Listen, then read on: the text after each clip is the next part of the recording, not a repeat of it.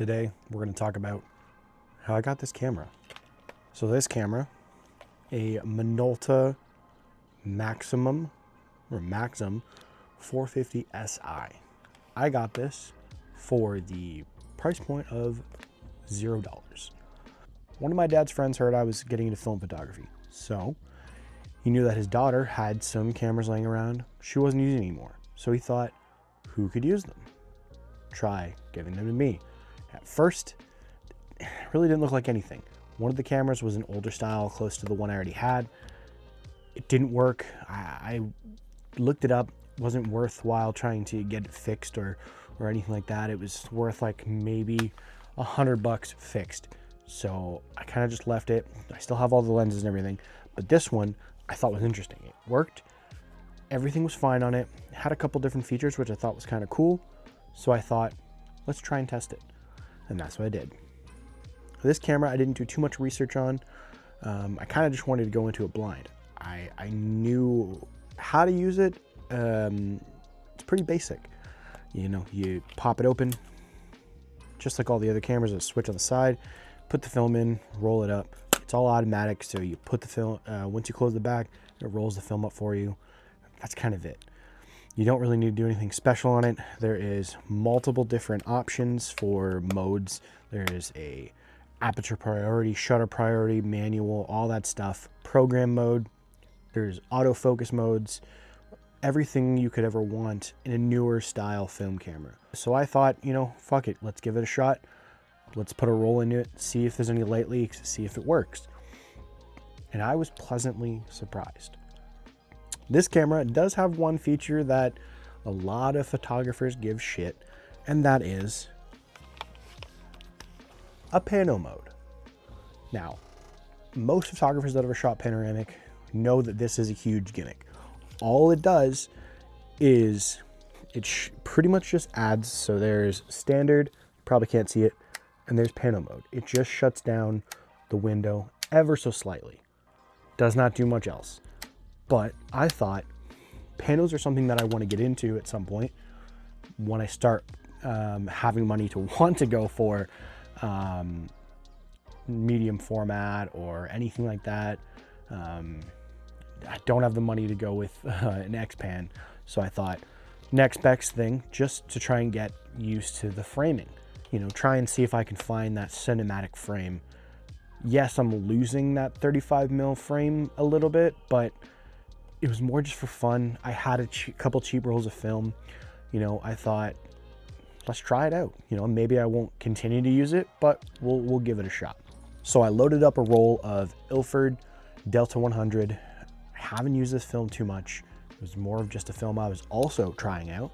So this was kind of just a full test day. I didn't know if I liked the film or not, and I didn't know if I liked the camera or not. So I slapped them both together and thought, let's try and make a video out of it. Because if it sucks, it sucks. If it's great, it's great. I thought of going to the historical old Newmarket, is what they call it. It's just short downtown strip of Newmarket. I thought it'd be cool to check out. Not a place I've been to very often, but I have seen it on videos. And if you watch photography YouTube, you've probably seen it too. Probably one of the biggest Canadian creators, Peter McKinnon, has his studio down there, or has his office down there. A lot of times him and his other guys that also are around him will do videos all downtown there. He runs out of the top of that coffee shop and stuff. So I thought, you know, to kind of help with the creative, I thought maybe let's try going there. That's some place that I've seen, and I have a rough idea of what it looks like, but it'll be more of a surprise when I get there. So we hopped in the car and got going. First thing I saw, as soon as I got into the parking lot, was my first picture. This first picture I liked. I found that this lens that it came with was a 35-70, had good range. I had, you know, 35, which I thought was great. 70 is not fully to 80. It's fine. Definitely still gives you that range that you need. It's not like a 24-70, so it's not super wide. 35 is a nice, easy ground, especially for something that's just like a very basic camera. Of course, As soon as I turned around and I saw the Acura NSX sitting in the back, I did have to take a photo. Definitely not one of my favorite photos shot of this shoot, but you gotta. It's a beautiful car. A lot of these buildings, from what I know, are historic, so they got a lot of nice patina. They look cool, they're interesting. Especially this one had a lot of like chipping paint in the back, just kind of a rustic look. Not really what I expected to see out of the back of the parking lot, not even like the face of that area. So I definitely sat there and took a couple photos. Obviously, I had to take pictures of Metropolis Coffee. For some reason, I liked just the basic coffee sign. It looked interesting. Something about it, I just drew my eye to it. It's a nice monotone place, especially on this day. It was kind of a gray tone outside, so everything honestly came out really well with how the film took it. It took it, and all the blacks are very saturated. Everything looked good. The lens for itself was pretty sharp. It got everything pretty decent. Yes, it doesn't have that great of an aperture on this. This is, I believe, 3.5, 4.5 to f/22. Not horrible for just like a basic kit lens. There is a couple way better lenses, but they want ridiculous money for it. And this is a $50 camera, maybe. Started taking a walk down the downtown area. Had to take a couple photos of the bell tower.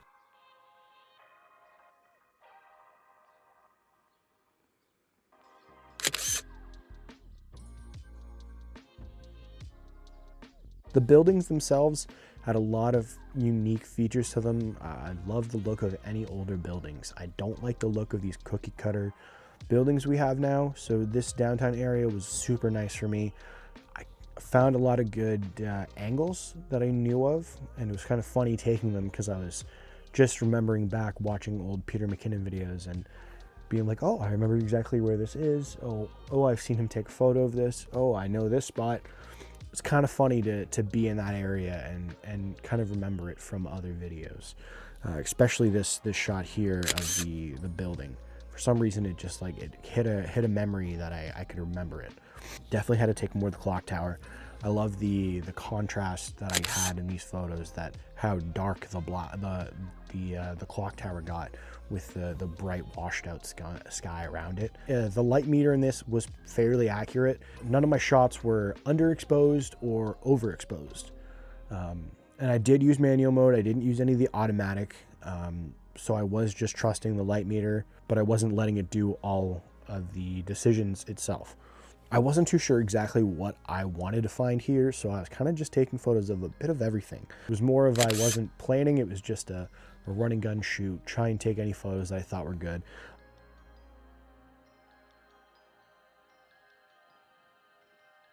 I saw a guy on his motorcycle. A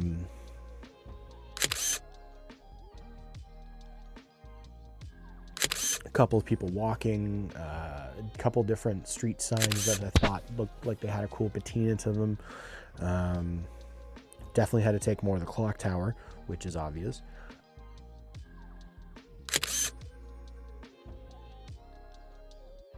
Took a couple photos of this church. They came out okay. Again, it was kind of a washed out day, so there wasn't too many harsh shadows, nothing crazy. It was kind of just very neutral, which I'm glad I picked a black and white, or else I feel like color would have been very, very boring that day. You know, I definitely had to stop for some coffee, and I had to be that classic white girl and take photos of my latte. I felt kind of like a D-bag sitting out there taking photos of my coffee. That's a first one. And then obviously I didn't get through this whole roll just in this one day, but I still wanted to try and get the rest out of the roll and just continue testing this camera. So I stopped on my way to get the film developed. I stopped at a place called Casa Loma in Toronto. People would know it if you put a photo up right now. X-Men, probably one of the most popular places. If you've never been to Toronto, you would know this place just by the look of it.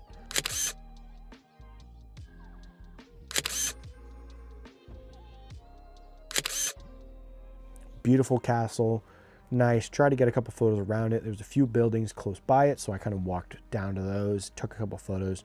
This was mainly just trying to get the last of it and just kind of test out, you know, I thought some nice Pano shots would be cool here. Obviously, I know not Pano. And then also on the way, I found there's an abandoned house close to where I live. It's like an old barn, but it looks like it's been half burnt. I'm not sure what it is. I don't know the story behind it. Maybe I'll look into that more before I'm finished the video. But cool little interesting area. Again, just trying to take some shots, testing the film, testing the camera. It did well in this, which I didn't think it was going to, because I remember these shots, the light was not good. The camera was having a hard time trying to meter for that spot. And then obviously the piece de resistance. Obviously, it's not a true panoramic photo, but probably one of my favorite photos I've ever taken is this photo of this barn. It was on a back road. I was coming home. I think I had a couple of shots left on this roll, and something about this shot just makes it my favorite shot I've ever taken. Do I know why? No. I think it's a mix of the shadows. It looked beautiful on that day, but for some reason in black and white, it just came out that much nicer to me. It just screamed exactly what I wanted out of that photo and what I want of panorama. I am looking into buying a Pano kit for my RB67. Hopefully I can get one pretty soon, and I want to go back and take this exact shot and just kind of compare and see the differences between those two shots. Obviously the RB67 will have a lot more of a frame, so it's going to look a little bit better looking at it on as a print, or you know, on your phone or blown up on your computer. But I want to see if I like the vibe and look better. Really, I know these cameras are crap for the fake Pano, but I love the cinematic framing. That's the only reason why I wanted to try this. I wanted to see if I was good at cinematic framing, which I'll quickly show a couple other cinematic frames I've got with this camera. Yes, it's kind of, it could be way better if it was a full-size panoramic camera. I find the panoramic view, looking at something in that cinematic form, helps me compose the photo a little bit better. I probably should have just switched it back to standard while doing that, because it was a kind of a bitch to edit, because for some reason this one's slightly crooked. I'll see if I can show you a full-size photo, but it irked me because I had to crop it and then straighten it so it wouldn't mess it up. Really annoying, but I still love the way it worked out, and I love the way it looks. Unfortunately, I will not be able to use this camera anymore. I did use it for a good year and a half. I took this to New Brunswick with me. I took it everywhere I could just because of how easy it was. I could pop a roll of film in it and just get shots whenever I wanted to. It was nice to carry around. It wasn't super heavy, and it had that range just with the lens that already came on it from 35 to 70. So it was such a nice, just easy camera to hold and bring around. You know, if I went somewhere that I didn't want to be bringing like my big heavy camera, this was nice light little thing, and it did me well. It got me a lot of really good photos that I love to this day, and I'm hopefully going to get prints of soon when I get off my ass. I'm happy with it. For this being a free camera and getting me all that it has, I can't be mad at it. But this guy is going to go to the grave shelf, would like to call it, where it will no longer be shooting film. I probably still could if I just throw a piece of gaff tape on it, but the latch where it would close the film door has broken while I was getting Shake Shack and trying to load up film at the same time. Bad idea. This just goes to show that no matter what camera you get, you just need to go out and shoot. You may end up loving it. This camera was $0 given to me for free. I thought, or it's a junk camera, I'm not going to want to do anything with it. But it turned out to give me some of my most favorite shots that I've ever gotten. It did me well. It was a workhorse of a camera. The moral of the story is really just go out and shoot and enjoy the cameras that you have. No matter if it's a $0 camera, a $20 camera, a $30, $50, $100, $200, just go grab a camera and start shooting, and you'll see if you love it or not. Sometimes you just gotta go out, take the shot, see if it works. If it does, great. If it doesn't, you're out a little bit of money for film. Can't complain about that. Even a good camera can leave you with a dead roll of film. Trust me.